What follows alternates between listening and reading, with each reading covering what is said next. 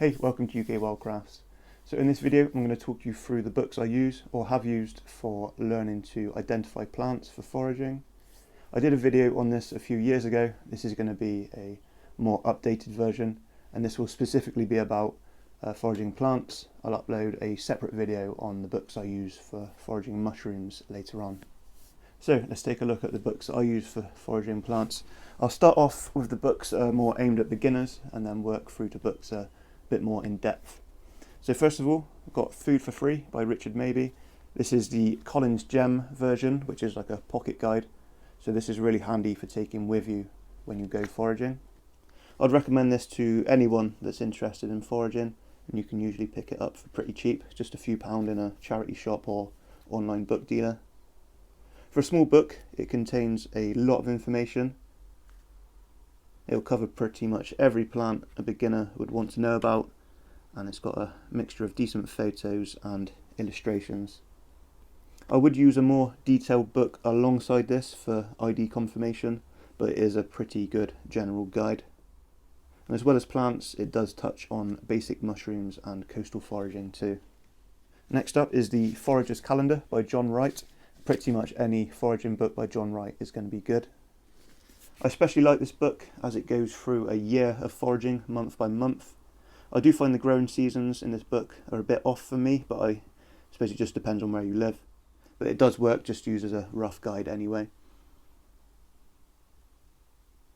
I like the fact it tells you when you can harvest different parts of the same plant, like roots, leaves or seeds, and it has a decent amount of information and good pictures. If you're looking to buy a book as a present for someone that's just getting into foraging, I'd recommend this. It's nice and clearly presented, and it also has a decent amount of mushrooms included. This is also a really good book for people that are just getting into foraging.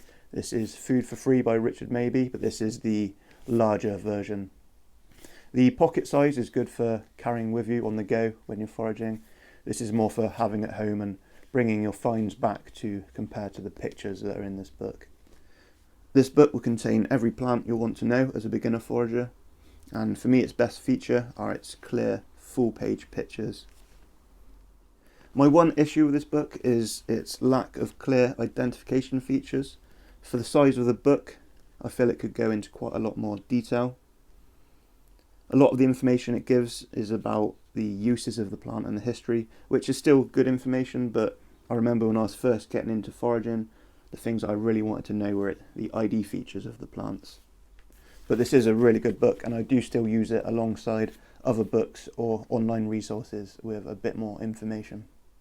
Another good book by John Wright, this is Hedgerow from the River Cottage collection, and as you can see from the cover, this is a book I've used quite a lot. It's a book with good detail and decent pictures. It covers most of the plants a beginner would want to learn, especially from foraging from hedgerows and meadows. It also has a good section on poisonous plants, and I like it has a calendar at the front of the book which shows when the plants are in season. This is the Hedgerow Handbook by Adele Nozedar. I'm not actually sure how you pronounce her name, but this is a nice book that it's not really an identification guide. It has limited ID features and has illustrations rather than pictures, but it focuses more on the health benefits of plants and the recipes and remedies that you can make with them. And the author also has a book called Foraging with Kids, so if you're looking for a foraging book that was more aimed at children, then I'd recommend looking at that. This is Nevermind the Burdocks, which is a great name, and that's by Emma Gunn. There are 4 books in this series, one for each season. I only have the autumn one at the moment. Although it's not hugely detailed, I do like these books as they contain species that don't often feature in other guides, and it's got some really nice ideas and recipes. This is The Edible City by John Rensen, another book that follows the month-by-month format, which I really like. It doesn't have photos, which lets it down a bit, but it can be used alongside other books. The book focuses mainly on plants you're likely to find in urban environments, so if you don't get to the countryside much, this could be a good book for you. Next up, the Forager's Handbook by Miles Irving. This is an excellent book. This is probably my favourite foraging book, and I've been using it for quite a few years now. If you've been foraging for quite a long time and you need something a bit more in depth, then I recommend this book. It covers most of the plants that are worth foraging in the UK and temperate Europe, and it has a great layout. The sections are split into the main family groups, like the Brassicas or Asteraceae.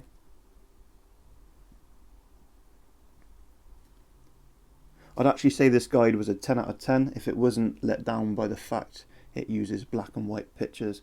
Maybe there's another version that has colour pictures, but I'm not really sure why they included black and white pictures, because colour and shade are very important when identifying a plant. So again, I'll use this book alongside other books or online resources. But it really does have a huge amount of different species in here and a lot of good information on each one.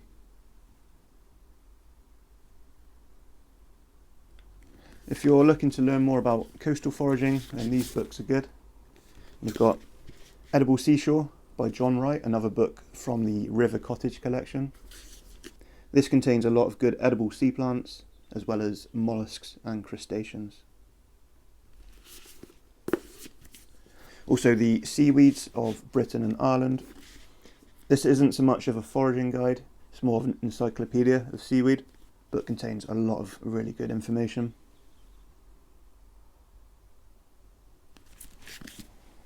And finally, these two books are really good if you want to learn the plants down to the finest details. You've got the Wildflower Key by Francis Rose and the Vegetative Key to British Flora by John Poland and Eric Clement. These aren't foraging guides, but I'll use these when I'm learning a new plant and there's not enough information on them in the foraging guides or online. If you're just getting into foraging, then these will probably be a bit too much information. You're better off starting with the first few books that I mentioned. But foraging guides are limited, so eventually you may want to start researching the plants yourself. The language used in these books can be a bit daunting at first because they are pretty much scientific textbooks, but the glossary of terms can be helpful.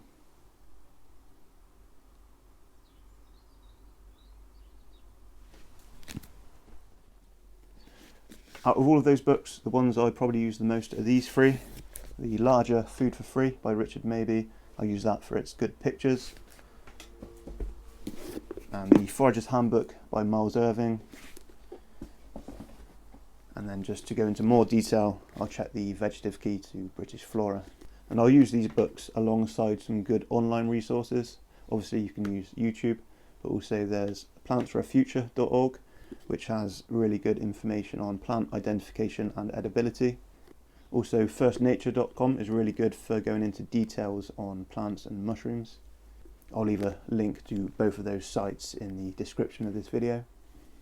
So those are my book recommendations on learning to forage plants, and also check if there's any foraging professionals in your area running courses, because it's nice to get that face-to-face knowledge as well. And I'll also upload the video on books I use for mushroom foraging soon. Okay, thanks for watching.